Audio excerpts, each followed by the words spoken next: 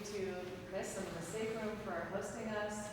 I also need to thank the California Community Foundation, the Pollock Krasner Foundation, National Endowment for the Arts for national support of our program.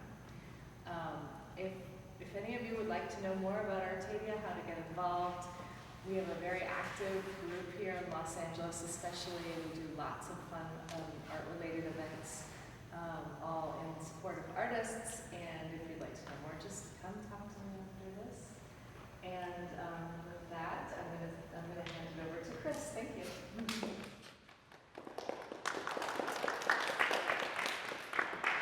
Thank you, Lexi, and hi everyone.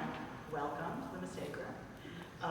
And this was a really wonderful partnership, I think, with Artadia and their Art Dialogue series, because at the Mistake Room we have something called the International Curatorial Research Program, or ICRP for short. It's a program in which we bring international curators to Los Angeles to share what they do with people in our city, and also to allow them to become a little bit more familiar with the sort of art scene in Los Angeles and the many, many artists that we have here. So it was a very, very nice kind of partnership with Artadia to bring Magali here. So thank you all for coming, and I have a bio for you. Forgive me, I'm just going to read a little bit of it, okay? to introduce Magali Arriola. For those of you that don't know, Magali Arriola is an art critic and independent curator who currently lives in Mexico City. She was a curator at Fundación Jumex between 2011 and 2014, where she organized exhibitions of artists such as James Lee Byers, Guy de Quintet, and Jan Vo, and curated shows contextualizing works from the Jumex collection. She was chief curator of Museo Tamayo between 2009 and 2011, where she curated many exhibitions and projects, very numerous, that I won't name here. Her independent projects include The Sweet Burnt Smell of History, the 8th Panama Biennial, and What Passed for the Future, or The Landscapes of the Living Dead, which was in Los Angeles in 2005, and many, many other projects as an independent curator and writer. She's written extensively for books and catalogs and contributed to many publications like Art Forum, Loose, Manifesto Journal, and many, many others. So without further ado, I turn it over to Magali Arriola.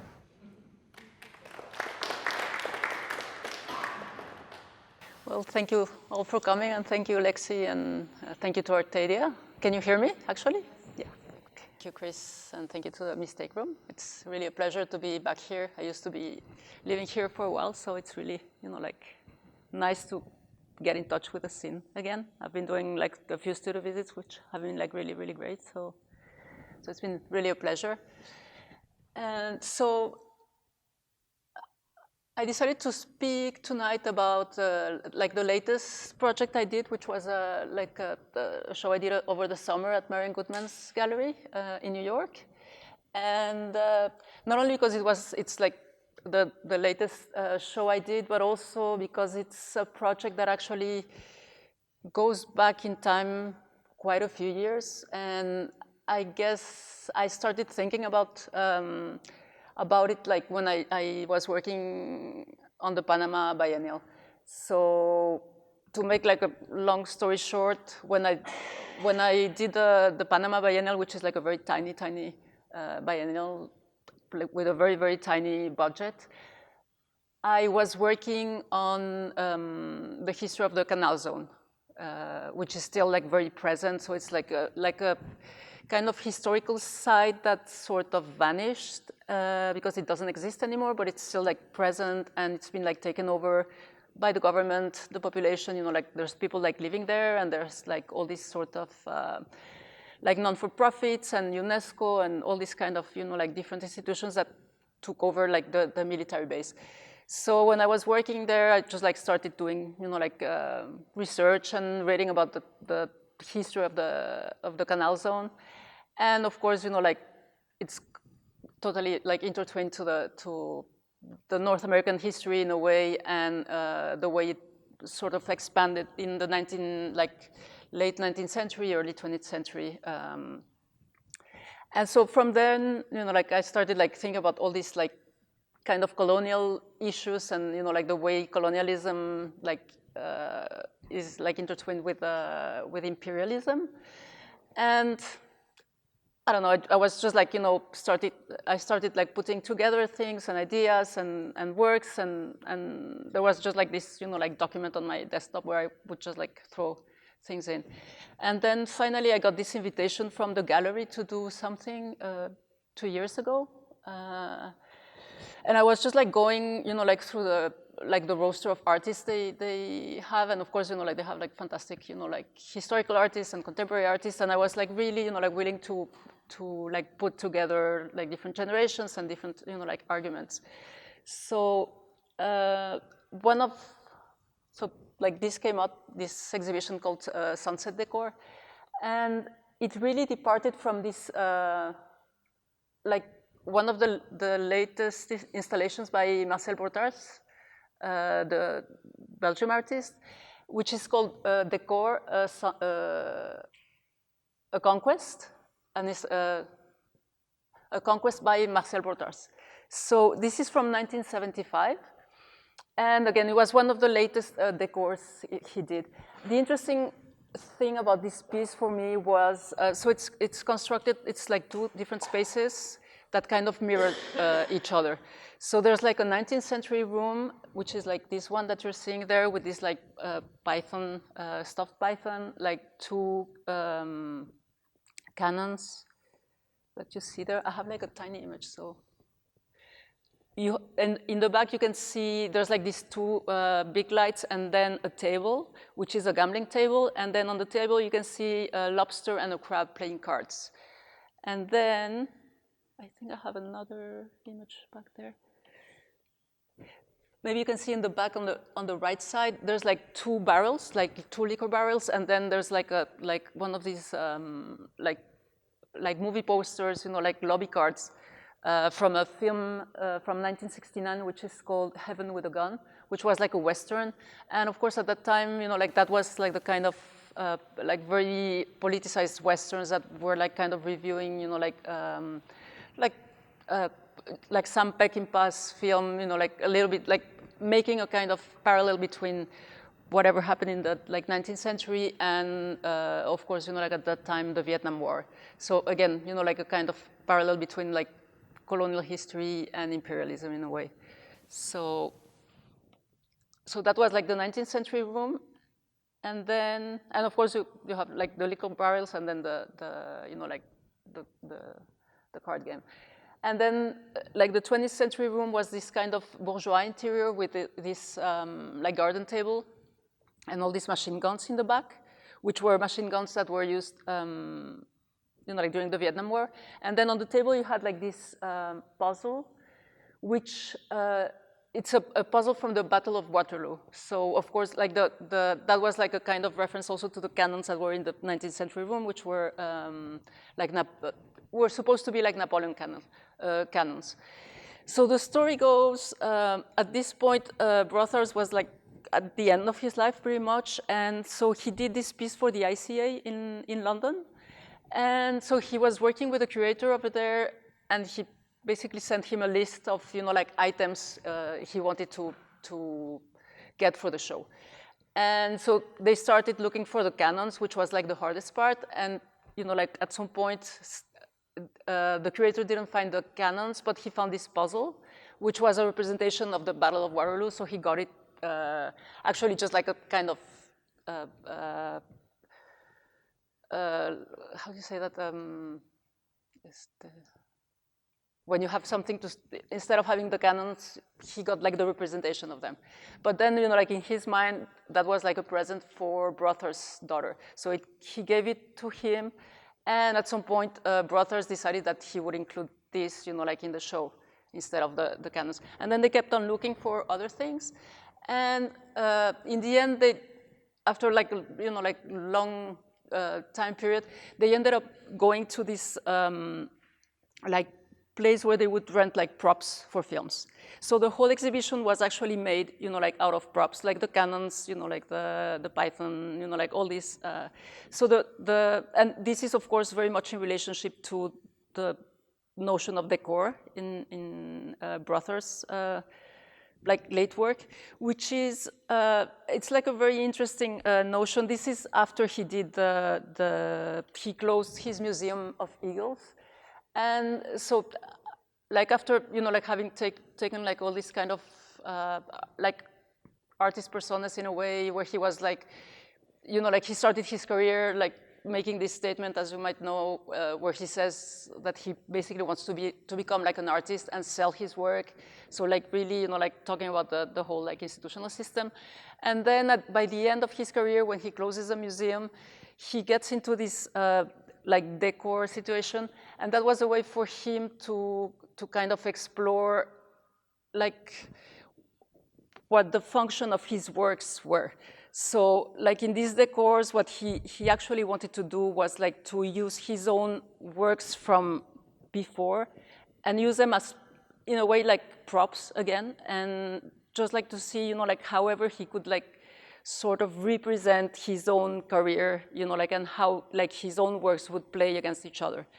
So like that was very much the point of departure for my exhibition, which was, again, like revolving around this piece by Brothers, which wasn't there because it's like a very big piece. It would probably take, like as much as this space. And I didn't have that kind of space. And I really wanted to like use his own notion of decor and his relationship to, and the relationship to like film stage and filmmaking, because so he did this work at the ICA in 1975, and then he filmed a film using, like the exhibition as a kind of stage set, which is the Battle of Waterloo, also from 1975.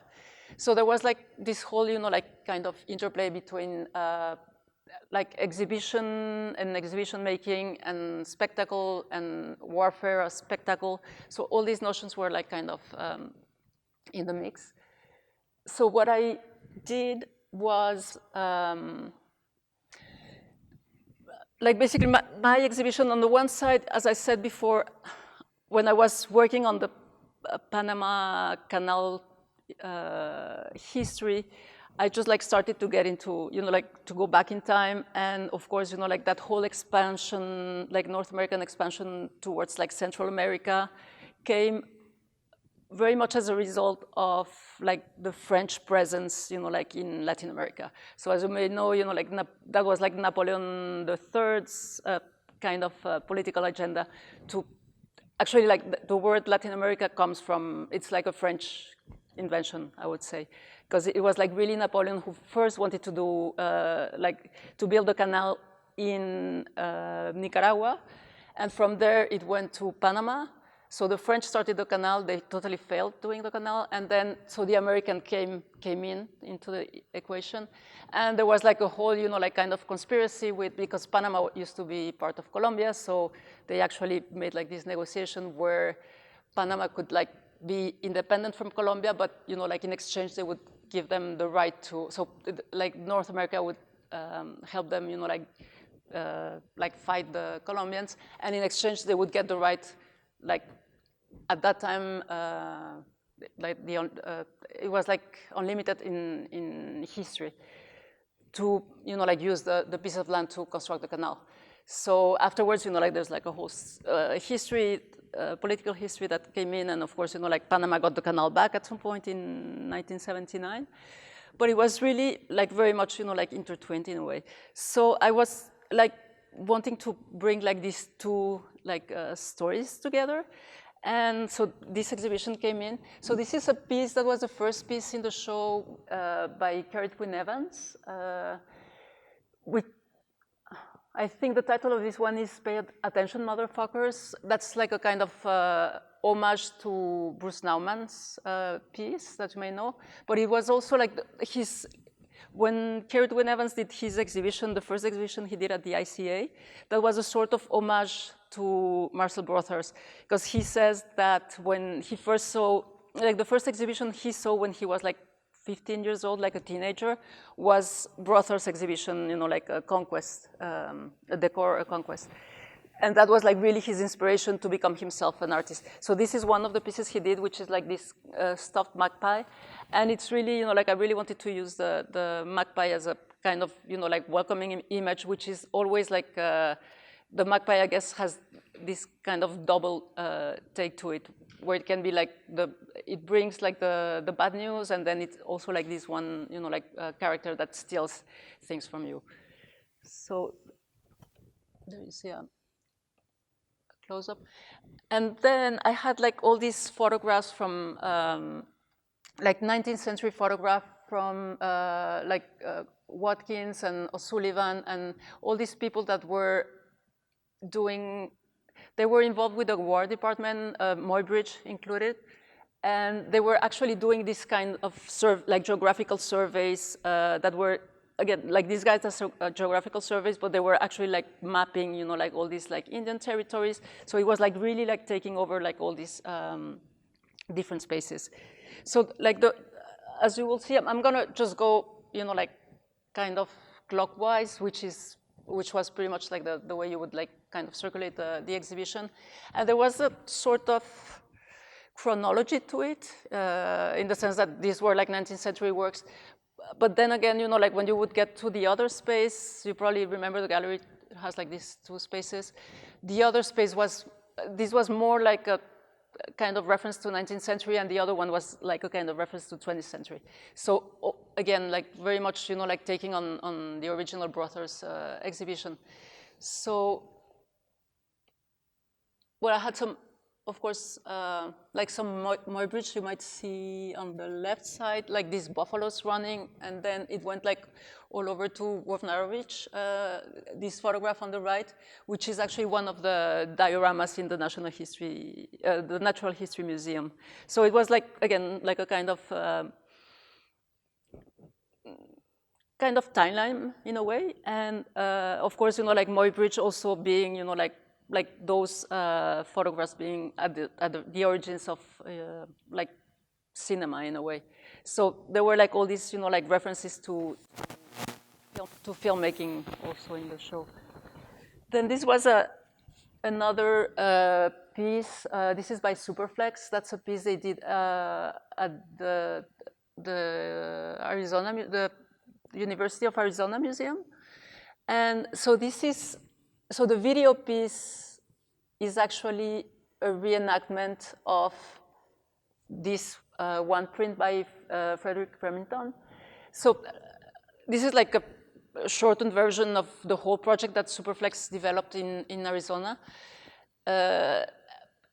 So there's like one version of this painting. This is a print, like early 20th century print of the painting that is at the museum, and somehow Superflex figured out that that this painting was a fake, actually, and the real one is in Houston. I can remember right now in which museum, but they did like this whole research, you know, like around like the painting and, you know, like the materials they used and all of that, and it turns out that actually like Remington was, you know, like one of these, you know, like of course one of the makers of this myth of the Wild West in a way.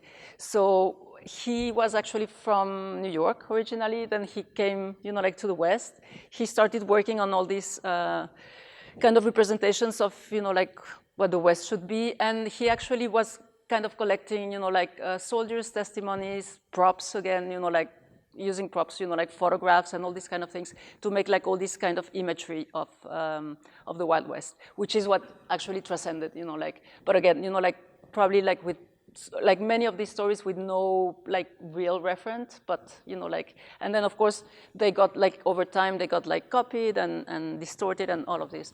So I had like this, you know, like two elements of like the whole project by Superflex. And the video is really beautiful because it's really it's really just like this one scene that you see on the print, in which they basically are like kind of making peace, but then again, like there's a whole text underneath the printed image, which is like completely problematic, like in terms of, like racial appreciation and, like who is who and who is more violent at who and these kind of things.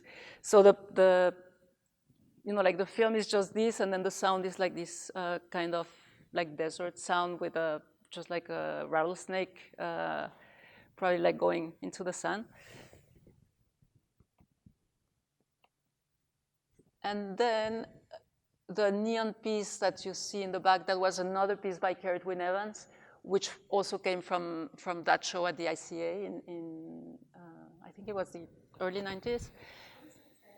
It says, I won't remember by memory, but if I don't meet you, and if I don't meet you no more in this world, I'll meet you in the next one, but don't be late, don't be late.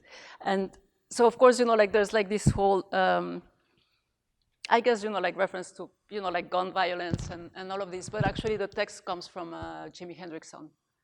So, but again, that function in a way like in his head, like a reference to Brothers' piece, but then I thought it was like, it really set like a kind of, like tone and drama for the whole exhibition. And then I had this eagle there, and same thing. That was like a kind of random finding, but like very. I thought it was like really, like perfect for this show.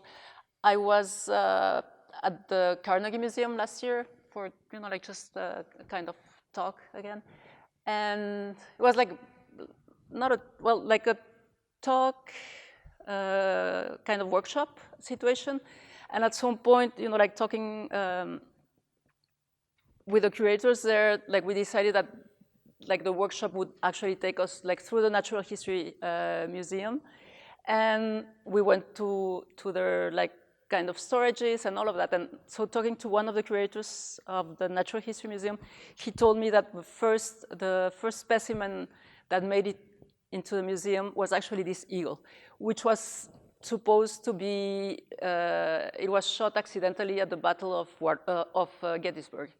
So that was like, like the perfect setting. I had like all these like photographs, like by O'Sullivan, who famously, like did like all these photographs.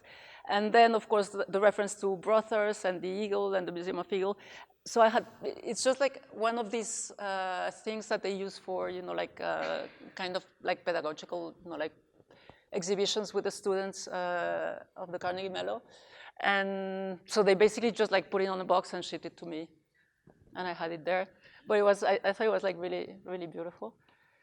And that, again, I had like these different elements.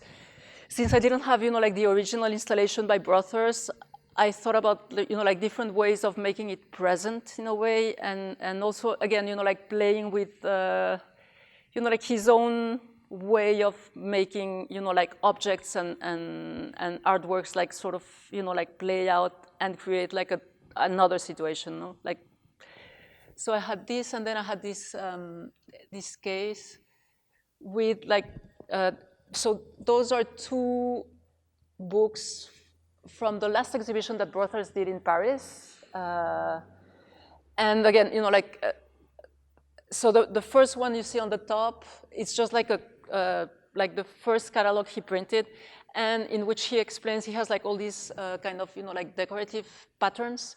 And so there were like, if you go through the pages, you have like a different pattern for every page and a different pattern for every, like colored room. He had like a kind of color, like a coded color for each room in the exhibition. So, and each room had like a different kind of function in a way. So this was the one that in a more general terms sort of set, like the way the decors should function. So there was that, and then there were like all these other images that referenced, like other works from back in the time. So it was like a kind of, like way again for him to, like use his own work and create like a new situation out of using his work as props also, like for this new like kind of setting. And then you probably can see like the tiny little book on the right, which is this atlas. Again, like a very late piece that he did also in probably 75, one of the last pieces he did. And this is like a reference, like again to like military, like all these kind of military strategies, but just like ridicule, like of course when you got it like in this tiny little format, and then if you go through the pages, it's just like an atlas of the world, like again, like this idea of mapping, like territories, but of course, like all the countries are like drawn just like like the silhouette, and all of them have the same, not the same scale, but the same size. So of course, like it's like a completely useless like tool in a way. And then on the left, you had this. It was like the invitation card for Garrett Wynne Evans' show at the ICA, where he explains, like the whole situation and the whole like kind of homage he was doing to Brothers. So it was like a way of like bringing all these things together. And then I had the puzzle, like I managed to find online, like the very same puzzle that was like in the other room. Of course, incomplete, but like we just like made it, like pretty much up to the half. And actually, like I wanted to have the Battle of Waterloo, the film where this puzzle is. There's like this shot where you have like this woman's hands like making the puzzle, but I couldn't, like. Actually, I could. We had access to it, but you have to go through Brothers' widow, and she really wanted it to have it screened in 35 millimeters, which was like really complicated, like in technical terms. And then of course, like the projectors were big, and so we really had a hard time, like putting things together. So in the end, we didn't show the film, but again, it was a way of making it present. And then on the left, you have like. Same thing, like I found, like online, I managed to find the very same card that was in the original installation from Heaven with a Gun. This is a piece by Leonora Antunes, Plants. So of course, like it was like her own way to kind of make an homage to Brothers, like use of plants. And of course, like in Brothers' case, it was like a reference to this kind of, like colonialism and exotization, like, and very much in reference with the Belgian history of like colonial history in Congo specifically. And so what Leonore did here was like she used plants that were actually coming from California, so from the West in a way. Then I had this other video piece by Joachim Koster, which is called The Place of Dead Roads. And this is a video that actually comes, it's like a kind of Western, so you probably know his work. And so this piece comes from a novel by William Burroughs, which is also called The Place of Dead Roads. And it's like this very weird, like kind of sci-fi novel where you have like this cowboy like traveling in time, and then like there's like a priest also, which is also like the figure of the priest is very present also in the Heaven with a Gun in that film. So there were like all these kind of like parallels, and so here it's just like like all these characters kind of chasing each other. They don't carry guns, but they're like kind of mimicking like this kind of like crazy situation where they're just like chasing each other, but then nothing happens. It's just like very kind of very hysterical situation. And then we had the other room. So this was like another piece by Leonore with a different plant, also like coming from the West. And then I had like these different photographs by Trevor Paglen that he actually did very much in response to all these photographs, like 19th century photographers like O'Sullivan and Watkins. So it was again like a kind of mirror situation. And I had, like not all of them, but like 3 of them actually matched, like the same views that we had in the other room. So, and you probably know like this project by Trevor where he actually, he's kind of documenting all these like survey satellites at the very same spots, like just like a century later. So it's like different kind of, like different kind of mechanisms, but it's like really like the same kind of way of thinking. And this was a piece by Marco Esparza, who is a very young artist from Mexico. He's from Chihuahua, actually, and he's done like lots of work, like in the border area, but like he's not at all interested in migration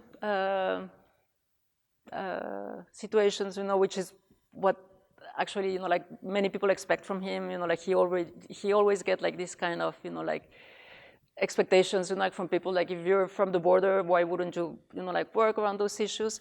And so this is like something, like completely different that he did, and it's actually like it's called like dry meat, and it's a reference to this like Apache way of, like when they would take like prisoners, they would like wrap them into, not in meat, but in like animal skins, and just like leave them to dry on the sun.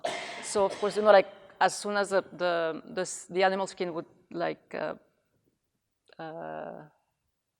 they would like basically squeeze them to death.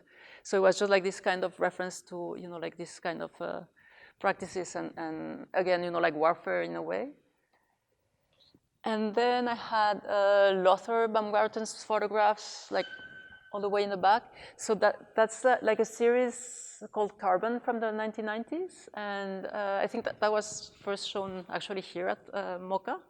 And it's like this kind of documentation of all the railroads that were constructed, like from the 19th century on, like coming to the West.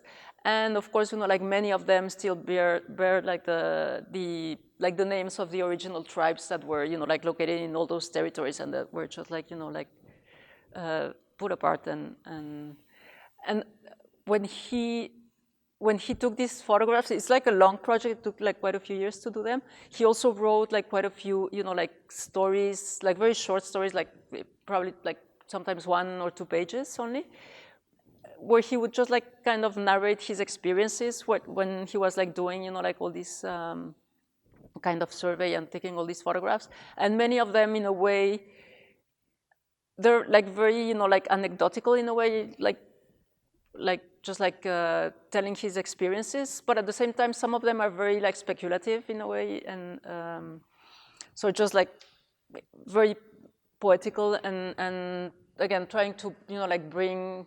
Like for me, it was like a way also of, like putting together like all these kind of historical documents and storytelling in a way.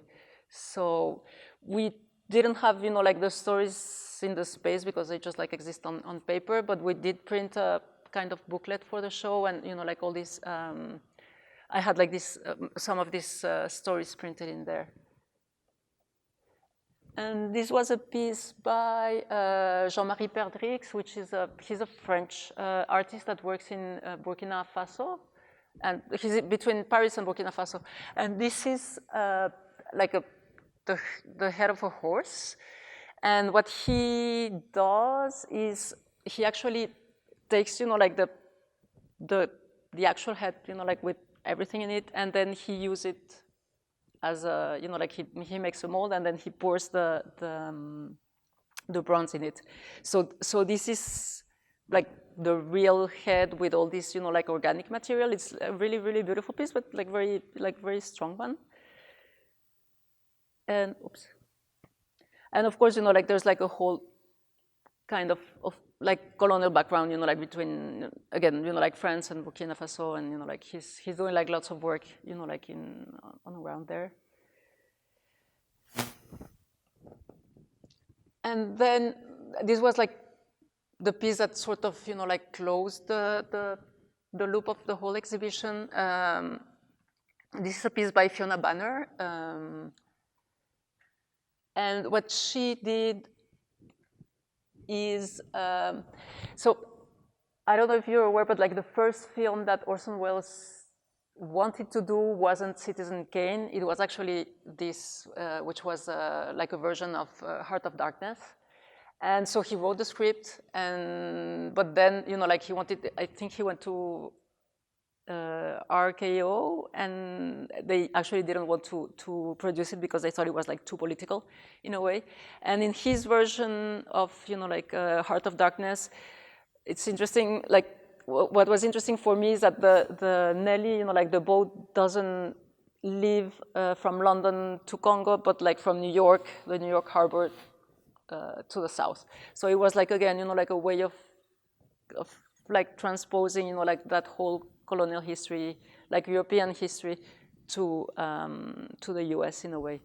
And so he never got to make the film. And so Fiona actually, she couldn't get the full rights from the Orson Welles estate. So they actually told her, you know, like you could do like a kind of performance, like she wasn't able to do like the whole film, which was her original idea, but in the end, I think it really worked out. So what she did was this. So she did the performance, which was actually filmed and edited, like pretty much on the spot, and then she had it projected, you know, like in a cinema theater at the same time. So the film actually does exist, but she doesn't have the rights to just like, you know, use it. Of course, like in this case, you know, like she wrote to the estate like several times, and since they didn't respond, we did our findings and we were fine with so what you actually saw here was the live editing of, you know, like the performance, the original performance. So it's just like a monologue, probably like an hour-long monologue, which is Captain Kurt's, you know, like pretty much the same story, but it's really like beautiful because you just like get to see, you know, like this, it's like pretty much like very dramatic, you know, like close-ups and just like the whole story, you know, like being narrated again. And then she worked with several like designers to do like movie posters for the film. And so she has like several, you know, like versions of it. I just like showed one. And of course, you know, like there's like the whole reference, you know, of like Heart of Darkness and Apocalypse Now. That was, you know, like this whole like representation of the Vietnam War. Again, you know, like transposed to, like very much inspired by Conrad's story. So I had, you know, like the poster and the film, and that was like a way again of, you know, like, I guess like bringing, you know, like together and closing like the whole argument. And again, you know, like there was like, of course, the idea of the film, and you know, like doing my research and stuff. I also, there's like quite a few people that somehow like interpret the puzzle scene in Marcel Brothers' The Battle of Waterloo, like the film, as a kind of homage to Citizen Kane. You probably remember that scene where she's, you know, like doing the puzzle, and they're having, you know, like she's having the argument with him, and because she's bored, and you know, like it's all about this kind of again, like warfare confronted to a very bourgeois kind of interior, which was, you know, like the I guess pretty much the argument also behind, you know, like Brothers' work at the very end of his career. And that was, you know, like that specific piece, Decor Conquest, was probably one of the most, you know, like politicized pieces he ever did, you know, like much more transparent than, you know, like the Jardin d'Hiver or all those pieces who were like very much, you know, like using this kind of like exotization and all these kind of settings, you know, like to definitely talk about like a very specific like historical situation, but in a much more probably poetic way. And I guess, you know, like this one was really like the one where he really wanted to make a statement. So that's basically it. And I guess, you know, like this is I don't know. I've been like for a couple of years now, like very much flirting with this kind of like interest in, you know, like storytelling and narration and film and of course, you know, like just like trying to find like different ways of, you know, like incorporating that into my curatorial research. So I don't know, I think this was like a very nice exercise of, like using artworks and, like documents and objects and birds and, like all these different elements to just like create a situation where, like objects and different things could be played against each other and try to get, like a kind of layered narration in a way. So